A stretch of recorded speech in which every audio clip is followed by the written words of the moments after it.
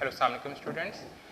Chapter number हम 11 discuss कर रहे थे और उसमें हम डिस्कस कर रहे थे गॉस लॉ की आपके पास यहाँ पे एप्लीकेशंस। और पहली हमने पूरी कंप्लीट कर ली थी एप्लीकेशन जो कि थी लोकेशन ऑफ एक्सेस चार्ज। और आज हम स्टार्ट करेंगे सेकंड एप्लीकेशन। और सेकंड एप्लीकेशन जो है वो आपके पास है electric field of intensity due to infinite sheet of charge.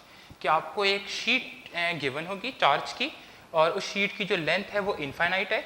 आपने उस शीट की वजह से इलेक्ट्रिक फील्ड कैलकुलेट करनी है। और आपको मैंने बताया भी था कि गॉस लॉ असल में इलेक्ट्रिक फील्ड को कैलकुलेट करने के लिए ही यूज़ होता है, ठीक है। और ये second application of Gauss law है। अब एप्लीकेशन स्टार्ट करने से पहले मैं आपको थोड़ा सा एक चीज़ के बारे में डिस्कस करना है, वो है चार्ज डिस्ट्रीब्यूशन कि बॉडीज़ के ऊपर चार्ज डिस्ट्रीब्यूट किस तरह होता है। हम जो डेफिनेटली चार्ज डिस्ट्रीब्यूशन पढ़ रहे हैं वो यूनिफॉर्म चार्ज डिस्ट्रीब्यूशन पढ़ रहे हैं कि उस बॉडी पे जो ऊपर चार्जेस होंगे वो यूनिफॉर्मली डिस्ट्रीब्यूटेड होंगे। अब अगर चार्ज किसी बॉडीज़ के ऊपर यूनिफॉर्मली एक डिस्ट्रीब्यूटेड हैं तो उसकी मज़ीद 3 टाइप हैं। डिपेंड करता है कि वो बॉडी 1 डायमेंशनल बॉडी है, 2 डायमेंशनल है या 3 डायमेंशनल है। तो उस बेसिस पे चार्ज आगे डिस्ट्रीब्यूशन की 3 टाइप्स हैं। सबसे पहली है लीनियर चार्ज डेंसिटी, फिर है सरफेस चार्ज डेंसिटी और लास्ट में है आपके पास वॉल्यूम चार्ज डेंसिटी, ठीक है। और लीनियर चार्ज डेंसिटी जो होती है वो 1 डायमेंशनल के लिए होल्ड करती है, मतलब कोई एक स्ट्रेट लाइन हो उसके लिए लीनियर चार्ज डेंसिटी। मतलब इस तरह की आप इसमें चाहो तो डायग्राम बना सकते हो कि एक लाइन है और अगर इस लाइन पे चार्जेस प्रेजेंट हैं तो इसके लिए जो हम टर्म यूज़ करेंगे लीनियर चार्ज डेंसिटी, जिसका सिंबल है आपके पास लैम्डा। सेकंड है सरफेस चार्ज डेंसिटी, ये 2 डायमेंशनल ऑब्जेक्ट्स के लिए होल्ड करती है, मतलब प्लेन। और प्लेन के एग्जांपल में कोई शीट आ सकती है, जिस तरह एक पेज आप ले लो तो पेज जो है वो समहाउ 2 डायमेंशनल में ही आता है, प्लेन में आता है। और जो सरफेस चार्ज डेंसिटी का सिंबल है वो है सिग्मा। और लास्ट में है वॉल्यूम चार्ज डेंसिटी, ये 3D के लिए होल्ड करती है, मतलब स्पेस में जो चीज़ें एग्जिस्ट कर रही हैं जिस तरह आपके पास स्फीयर, क्यूब, तो इनके लिए जो हम टर्म यूज़ करेंगे वॉल्यूम चार्ज डेंसिटी और इसका सिंबल है सिग्मा, आपके पास रो, ठीक है। सिग्मा सरफेस चार्ज डेंसिटी का था। अब असल में इनके फॉर्मूले क्या हैं। जो आपके पास लीनियर चार्ज डेंसिटी है उसका फॉर्मूला है Q/L। अब Q क्या है, टोटल चार्ज, और L क्या चीज़ है, उस लाइन की टोटल लेंथ, ठीक है। तो अगर आप टोटल चार्ज को टोटल लेंथ पे डिवाइड कर दो तो वो आपके पास लीनियर चार्ज डेंसिटी आएगी।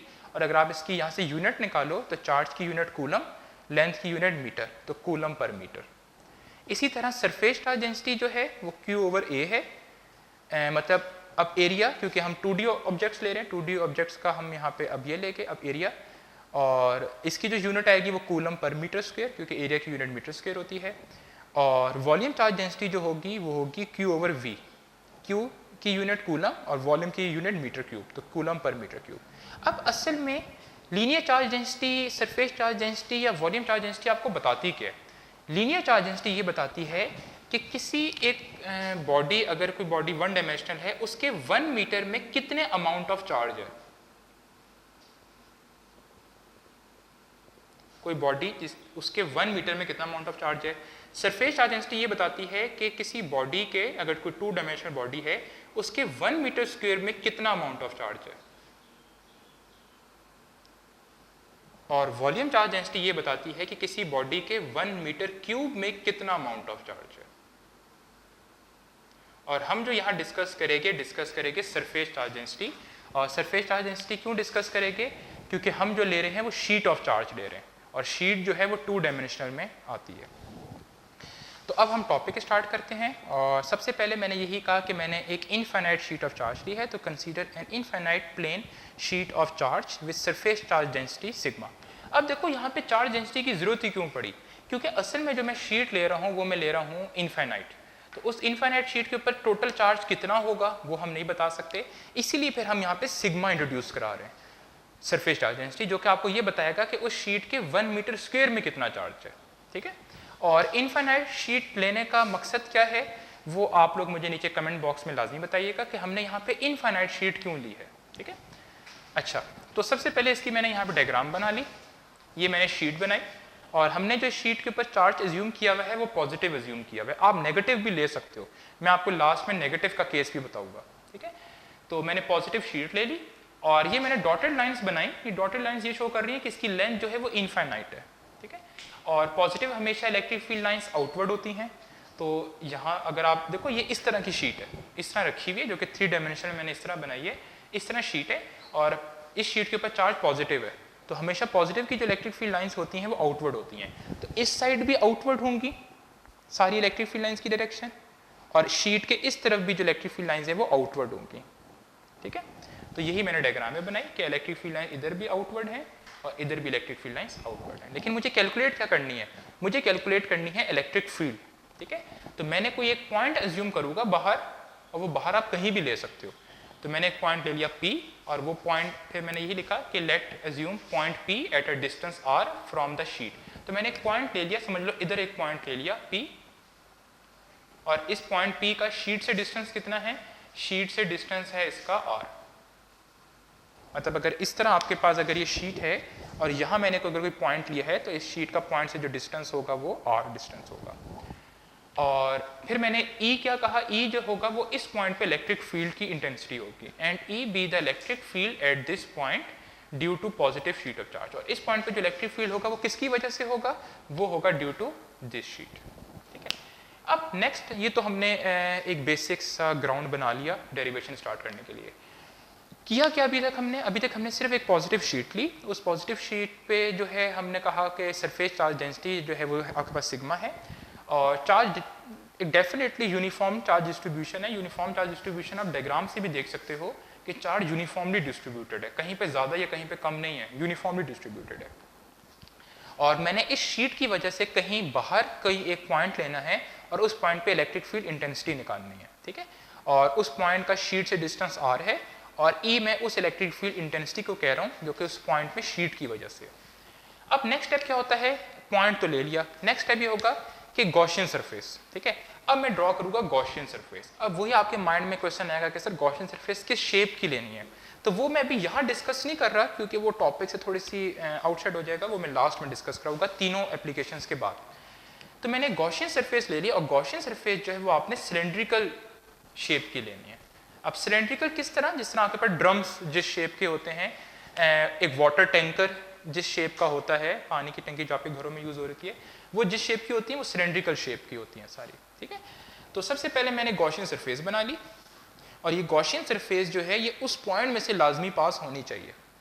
तो ये मैंने गॉसियन सरफेस बनाया, और ये मैंने एक सिलेंड्रिकल बनाया, और सिलेंड्रिकल गॉसियन सरफेस हमेशा सिमेट्रिकल होनी चाहिए। ठीक है, और देखो ये वो पॉइंट था जिस पॉइंट मुझे इलेक्ट्रिक फील्ड निकालनी थी, और ये जो गॉसियन सरफेस है, और गॉसियन सरफेस हमेशा डॉटेड में बनाते हैं, तो बेशक आप इसको इधर डॉटेड में बना लो, अच्छा यही होगा कि आप हमेशा डॉटेड में बनाओ गॉसियन सरफेस को, क्योंकि ये रियल सरफेस नहीं होती, ये एक इमेजिनरी सरफेस है। अब मैंने क्या किया, और ये उधर से पास भी हो रही है, मैंने आपको इस डायग्राम में उस गॉसियन सरफेस के नॉर्मल्स बनाए। क्यों नॉर्मल मैंने क्यों बनाए, क्योंकि असल में मुझे फ्लक्स निकालना है बाय डेफिनेशन। बाय डेफिनेशन मतलब EA cos थीटा से फ्लक्स निकालना है, और हमें पता है वहाँ जो थीटा होता है वो इलेक्ट्रिक फील्ड और सरफेस के नॉर्मल के दरमियान होता है। तो सबसे पहले मैंने इस गॉसियन सरफेस के सारे नॉर्मल ड्रॉ किए, और ये गॉसियन सरफेस जो है ना, अब देखो दो तो इसके एंड फेसेस हैं, ये किसका एंड फेस है, ये किसका एंड फेस है। जिस तरह ये आप मार्कर की एग्जांपल ले लो, ये मार्कर भी समहाउ आपके पास सिलेंड्रिकल शेप का ही है। तो अगर आप इस मार्कर को देखो तो इस मार्कर की एक ये एंड फेस है, एक ये एंड फेस है, और बाकी जो सारा है वो कर्व सरफेस है ये सारा। ठीक है, तो अगर मैं इस साइड का नॉर्मल ड्रॉ करूंगा तो इस साइड का जो नॉर्मल होगा वो इस तरफ बाहर की तरफ आएगा, क्योंकि नॉर्मल हमेशा हम आउटवर्ड लेते हैं। तो इधर इसका नॉर्मल बाहर की तरफ, इस साइड का नॉर्मल इधर बाहर की तरफ, और कर्व सरफेस का तो नॉर्मल इस, अगर मैं इस साइड का लूँ तो अपवर्ड, इस साइड का लूँगा तो डाउनवर्ड। ठीक है, तो यही मैंने डायग्राम में शो किए, एन जो है वो नॉर्मल शो कर रहा है, तो इस साइड का नॉर्मल इस तरफ, इनका अपर, इसका डाउनवर्ड, नीचे वाली कर्व सरफेस का डाउनवर्ड, और लेफ्ट वाली एंड फेस का आपके पास यहाँ पे इस तरह। ठीक है, तो अब मैंने करना क्या है, मैंने इस पूरी गॉसियन सरफेस का फ्लक्स निकालना है, फिर लास्ट में मैं गॉस लॉ अप्लाई करूँगा। तो मैंने ये लिखा कि आपके पास calculation of total flux of cylindrical Gaussian surface. तो जो गॉसियन सरफेस का टोटल फ्लक्स होगा वो किसके बराबर होगा, इसकी एंड फेसेस को मैंने नाम दे दिए। ठीक है, इसकी एंड फेस को इधर मैंने एंड फेस जो राइट वाली थी एंड फेस उसको मैंने 1 कह दिया, एंड फेस 1 कह दिया। जो लेफ्ट वाली आपके पास एंड फेस थी उसको मैंने एंड फेस 2 कह दिया, और थर्ड मैंने ये लिख दिया थ्रू कर्व सरफेस। ठीक है, बेशक आप इसके भी 2 पार्ट कर लो, अपर एंड लोअर कर्व सरफेस, दोनों में आंसर सेम ही आएगा, इसलिए मैंने एक ही लिख दिया। ठीक है, तो ये उस पूरी गॉसियन सरफेस के टोटल फ्लक्स के बराबर होगा। अब सबसे पहले मैंने बारी बारी कैलकुलेट किया, मैंने एंड फेज 1 का फ्लक्स कैलकुलेट किया बाय डेफिनेशन, तो ये कॉस थीटा, और थीटा मैंने यहाँ 0 का। अब थीटा मैंने 0 क्यों कहा, अब आप जरा डायग्राम पे आओ। अब इधर अगर आप डायग्राम में देखो तो इस को मैं एंड फेस कह रहा हूँ ना, ये एंड फेस है राइट वाली, ये एंड फेस लेफ्ट वाली। तो अगर आप राइट वाली एंड फेस पे देखो तो इसका नॉर्मल इस तरह है, ठीक है, और इस शीट की वजह से इलेक्ट्रिक फील्ड की डायरेक्शन भी क्या होती है, आउटवर्ड। तो इलेक्ट्रिक फील्ड की जो डायरेक्शन है वो आउटवर्ड ही है इस तरह।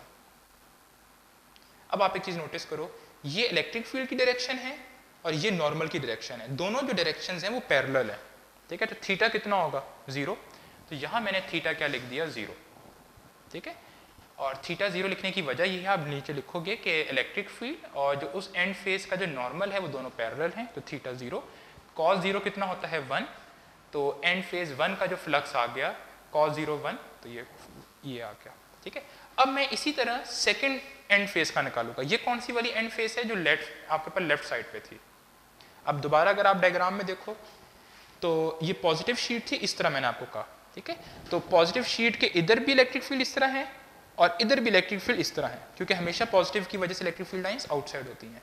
तो अगर मैं इधर इलेक्ट्रिक फील्ड कहूँ तो देखो यूं होगी इलेक्ट्रिक फील्ड की डायरेक्शन, ठीक है।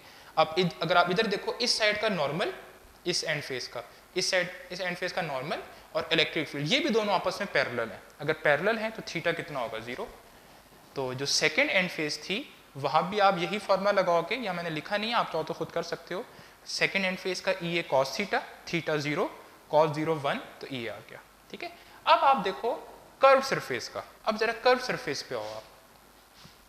अब अगर आप इसी डायग्राम में कर्व सरफेस पे देखो तो कर्व सरफेस का जो नॉर्मल है वो अपवर्ड है और इलेक्ट्रिक फील्ड लाइन इस तरह है, ठीक है। तो इन दोनों, अगर एक इलेक्ट्रिक फील्ड लाइन इस तरह है, अगर इलेक्ट्रिक फील्ड लाइन इस तरह है और नॉर्मल अगर यूं बन रहा है इस तरह, तो अगर आप इन दोनों के दरमियान डायरेक्शन थीटा देखो तो थीटा कितना बन रहा है, 90, ठीक है। तो आप क्या करोगे, आप कर्व सरफेस का फ्लक्स निकालोगे और थीटा कितना पुट करोगे, 0। और थीटा 0 पुट करने की वजह क्या है, क्योंकि आप कहोगे कि उस कर्व सरफेस का नॉर्मल और आपके पास इलेक्ट्रिक फील्ड जो है परपेंडिकुलर है, और cos 90 कितना होता है, 0। तो कर्व सरफेस का फ्लक्स 0 आ गया। अपर वाली कर्व सरफेस का फ्लक्स भी 0 आएगा और नीचे वाली कर्व सरफेस का फ्लक्स भी 0 आएगा। क्यों, क्योंकि नीचे वाली कर्व सरफेस में भी अगर आप देखो इलेक्ट्रिक फील्ड लाइन इस तरह है और ये जो थीटा इनके दरमियान बन रहा है वो 90 ही बन रहा है, ठीक है। तो ये हमने टोटल फ्लक्स निकाल लिया तमाम गॉसियन सरफेस का। अब हम इन सबको हम यहाँ पे सम अप करेंगे और गॉस लॉ अप्लाई करेंगे। सो स्टूडेंट्स, अभी हम इस टॉपिक में यही किया था, हमने इनफाइनाइट शीट ऑफ चार्ज ली थी और उसमें हमने गॉसियन सरफेस ड्रॉ करके, जो कि हमारे पास यहाँ पे सिलेंड्रिकल शेप की थी, हमने उसका टोटल फ्लक्स कैलकुलेट किया था। और तो हमने उसकी एंड फेसेस ली थी, एक लेफ्ट एंड फेस, एक राइट एंड फेस, और तीसरी जो हमने उसकी कर्व सरफेस कहा था। इस तरह ये एंड फेस हो गई, ये राइट फेस हो गई एंड फेस, और ये टोटल उसकी कर्व सरफेस हो गई, ठीक है। तो मैंने यही सारी वैल्यूज पुट की जो मैंने इक्वेशन बनाई थी टोटल फ्लक्स की। तो ये लेफ्ट साइड का एंड फेस का फ्लक्स था, ये राइट साइड के एंड फेस का फ्लक्स था, और ये कर्व सरफेस का। और हमने देखा था कि लेफ्ट साइड का ई आया था, राइट साइड का भी ई आया था, और कर्व सरफेस का फ्लक्स जो है वो 0 था, ठीक है। अब एक चीज़ आप याद रखो जो आपको थोड़ा सा प्रॉब्लम करेगी। देखो ये जो इसकी एंड फेसेस है ना, इनको डिस्क्राइब करने के दो तरीके हैं। आप एक तरीका तो ये कह सकते हो कि एंड फेस का नॉर्मल इलेक्ट्रिक फील्ड के साथ पैरेलल है, एक ये तरीका। दूसरा तरीका ये है, आप ये कह सकते हो कि ये एंड फेस इलेक्ट्रिक फील्ड के साथ आपके पास यहाँ पे परपेंडिकुलर है। क्यों, देखो अगर आप एंड फेस को देखो तो एंड फेस इस तरह की है, ठीक है। तो एंड फेस इस तरह अगर आप एज्यूम करो, एंड फेस का नॉर्मल एज्यूम नहीं कर रहे, अगर आप एंड फेस एज्यूम करो, ठीक है, और अगर आप इलेक्ट्रिक फील्ड एज्यूम करो तो इलेक्ट्रिक फील्ड इस तरह है, ठीक है, और एंड फेस इस तरह है। तो एक तरीका कहने का यह है कि एंड फेस इलेक्ट्रिक फील्ड के साथ परपेंडिकुलर है। इसी बात को कहने का दूसरा तरीका यह है कि एंड फेस का नॉर्मल इलेक्ट्रिक फील्ड के साथ पैरेलल है। दोनों बातें बिल्कुल ठीक हैं, ठीक है। तो कोई फर्क नहीं पड़ता, बुक में जो है वो इलेक्ट्रिक फील्ड को वो कह रहा होगा कि एंड फेस के साथ परपेंडिकुलर है, ये बात भी ठीक है। आप ये भी कह सकते हो कि एंड फेस का जो नॉर्मल है वो इलेक्ट्रिक फील्ड के साथ आपके पास यहाँ पे पैरेलल है, ठीक है। इसी तरह कर्व सरफेस को डिस्क्राइब करने के भी दो तरीके हैं। आप ये कह सकते हो, अगर आप कर्व सरफेस लो, अब कर्व सरफेस इस तरह है आपके पास, ठीक है। तो आप ये भी कह सकते हो कि कर्व सरफेस इलेक्ट्रिक फील्ड के साथ पैरेलल है ना, क्योंकि इलेक्ट्रिक फील्ड लाइन भी इस तरह है, कर्व सरफेस भी इस तरह है। और इसी बात को कहने का दूसरा तरीका ये है कि कर्व सरफेस का नॉर्मल इलेक्ट्रिक फील्ड के साथ परपेंडिकुलर है, ठीक है। तो ये दोनों बातें आपने अच्छी तरह माइंड में रखनी है, वरना आप जब बुक की रीडिंग कर रहे होगे तो आप कंफ्यूज होगे, ठीक है। और बुक की रीडिंग आप लाजमी किया करो। टॉपिक्स बेशुमार जगहों से आपको मिल सकते हैं, लेकिन जो आपको बुक की रीडिंग जब तक आप नहीं करोगे तो आपको अपनी बुक की वर्डिंग समझ नहीं आएगी, ठीक है। तो लाजमी बुक रीडिंग किया करें, और कोई प्रॉब्लम हुआ करे तो नीचे कमेंट बॉक्स में लाजमी आप मैसेज किया करें। तो हमने इस इक्वेशन में फ्लक्स की वैल्यूज पुट की EA और EA, तो हमारे पास टोटल फ्लक्स जो आ गया वो 2EA आ गया, ठीक है। और ये जो मैंने टोटल फ्लक्स निकाला था ये बाय डेफिनेशन निकाला था। अब मैं क्या करूंगा, अब मैं गॉस लॉ अप्लाई करूंगा, और गॉस लॉ जो होता है वो टोटल फ्लक्स नेट फ्लक्स किसके बराबर है, charge enclosed bye Gaussian surface divided by epsilon not. Epsilon not इसलिए ले रहे होते हैं क्योंकि मीडियम हम एयर ले रहे हैं, ठीक है। अच्छा, अब ये इक्वेशन को 1 नाम दे दो, इस इक्वेशन को 2 नाम दे दो।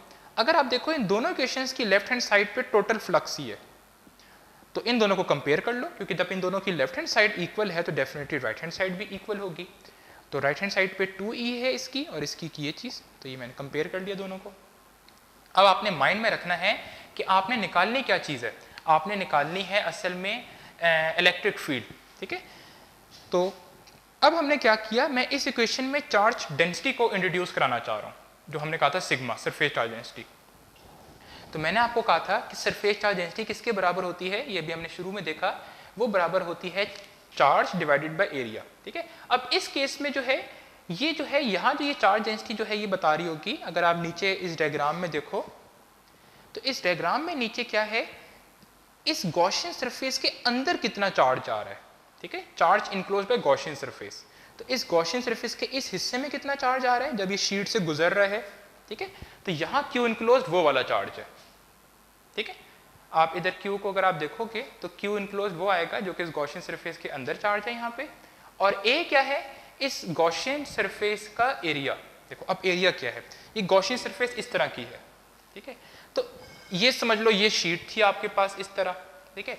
तो इस शीट में से इस गॉसियन सरफेस का कितना एरिया कट कर रहा है, जितना एरिया इसकी ये इस सरफेस का है, जो कि कितना होता है πr², ठीक है। तो ये चीज़ बुक में डिस्कस नहीं है, लेकिन इसको आप थोड़ा सा समझ सकते हो कि इस गॉसियन सरफेस में से इस टोटल शीट में से गॉसियन सरफेस का एरिया कितना कट कर रहा है। तो वो अगर आप इस तरीके से देखोगे तो जितना ये एरिया है, और ये एरिया πr² होता है, और इस एरिया के अंदर कितना चार्ज इनक्लोज्ड है, तो ये एरिया वो चीज़ है। बेशक आप इसको πr² वगैरह ना लिखो, कोई फर्क नहीं पड़ता। इसी को मैंने क्रॉस मल्टीप्लाई कर दिया तो ये चीज़ आ गई कि Q इनक्लोज्ड किसके बराबर है, sigma charge density multiply by area, कि उस गॉसियन सरफेस का कितना एरिया उस शीट को कट कर रहा है। अब जो पीछे इक्वेशन थी मेरे पास यहाँ पे, जहाँ पे Q आपके पास इनक्लोज्ड आ रहा था, उसी में मैंने सिग्मा A पुट कर दिया, Q की जगह, Q इनक्लोज्ड की जगह सिग्मा A पुट कर दिया। अब अगर आप देखो तो एरिया और एरिया कैंसिल हो रहे हैं, ठीक है। तो क्या बचा आपके पास, 2E is equal to sigma over epsilon naught, तो 2E is equal to sigma over epsilon naught, ठीक है। और हमने इलेक्ट्रिक फील्ड निकालनी थी, तो इस इक्वेशन को रीअरेंज कर लिया, ये सिंबल आपके पास रीअरेंज का है, तो E is equal to sigma over 2 epsilon naught. तो ये मेरे पास इलेक्ट्रिक फील्ड का मैग्नीट्यूड आ गया। अब इलेक्ट्रिक फील्ड एक वेक्टर क्वांटिटी है, तो वेक्टर फॉर्म में जब मैं इसको लिखूंगा तो साथ में डायरेक्शन के लिए हम क्या यूज़ करते हैं, यूनिट वेक्टर। तो मैंने एक यूनिट वेक्टर लगा दिया R, और ये जो है यूनिट वेक्टर के ऊपर साइन लगाते हैं। और यूनिट वेक्टर नाम से ही है कि इसका जो मैग्नीट्यूड होता है वो 1 होता है, इसलिए उसके मैग्नीट्यूड पे कोई फर्क नहीं करेगा इलेक्ट्रिक फील्ड के। अब असल में R की डायरेक्शन है क्या, अब R की डायरेक्शन समझने के लिए आप इस डायग्राम में देखो, देखो पॉजिटिव शीट की मैंने कहा कि जो इलेक्ट्रिक फील्ड की डायरेक्शन है वो इस तरह है। अब सबसे पहले अगर आप एक चीज़ नोटिस करो, समझ लो ये शीट है, इसी चीज़ को मैं ज़रा अगर आसान उसमें बनाऊं, ये शीट थी, इस शीट के ऊपर समझ लो इस तरह पॉजिटिव चार्ज था, ठीक है। तो ये मैंने इलेक्ट्रिक फील्ड लाइन बनाई। अब अगर आप एक सबसे पहले एक चीज़ नोटिस करो, इलेक्ट्रिक फील्ड लाइंस जो हैं या इलेक्ट्रिक फील्ड की जो डायरेक्शन है वो इस शीट के साथ नॉर्मल है। नॉर्मल मतलब 90 का एंगल बना रही है हर जगह। तो एक तो ये इलेक्ट्रिक फील्ड लाइन जो है एक तो शीट के साथ नॉर्मल है, और दूसरी ये इलेक्ट्रिक फील्ड लाइन उस शीट के बाहर की तरफ निकल रही है, ठीक है। तो इसको आप क्या लिखोगे कि R एक यूनिट वेक्टर है, और ये यूनिट वेक्टर किस तरह का है, नॉर्मल टू द शीट, मतलब शीट के साथ 90 का एंगल बना रहा है, और डायरेक्शन किस तरह है, डायरेक्टेड अवे फ्रॉम इट, मतलब शीट से बाहर की तरफ निकल रही हैं। क्यों? क्योंकि हमने शीट जो ली हुई है पॉजिटिवली चार्ज ली हुई है। फिर मैंने आपको एक चीज़ ये बताई कि अगर मैं यहाँ पे नेगेटिव शीट ले लूँ तो नेगेटिव शीट की भी पूरी डेरिवेशन जो है वो सेम टू सेम ऐसी ही होगी, ठीक है। लेकिन फ़र्क क्या आएगा, जब आप यूनिट वेक्टर यूज़ करोगे ना, तो यूनिट वेक्टर जो होगा वो फिर ये होगा कि अब आर जो है, अभी भी यूनिट वेक्टर जो आर है वो शीट के नॉर्मली है, लेकिन फ़र्क क्या हो गया, अब वो डायरेक्टेड अवे नहीं है, अब वो डायरेक्टेड टूवर्ड्स इट है। टूवर्ड्स इट का मतलब यहाँ इट शीट को कह रहा है, ठीक है। तो पॉजिटिव शीट के केस में electric field line directed away होती हैं, शीट से बाहर की तरफ निकल रही होती हैं, लेकिन नेगेटिव के केस में इलेक्ट्रिक फील्ड लाइन शीट के करीब होती हैं। अब एक चीज़ का मुझे आपने आंसर नीचे कमेंट बॉक्स में बताना है कि हमने अभी ये पॉइंट पी यहाँ पे लिया हुआ था, ठीक है। अगर मैं पॉइंट पी दूर ले लूँ या और दूर ले लूँ, इस फॉर्मूले के अकॉर्डिंग इलेक्ट्रिक फील्ड इंटेंसिटी पे कोई फर्क पड़ेगा? अगर आप इलेक्ट्रिक फील्ड के फॉर्मूले में देखो, इलेक्ट्रिक फील्ड सिर्फ दो चीज़ों पे डिपेंड कर रही है, एक चीज़ है चार्ज डेंसिटी और दूसरी चीज़ है परमिटिविटी, ठीक है।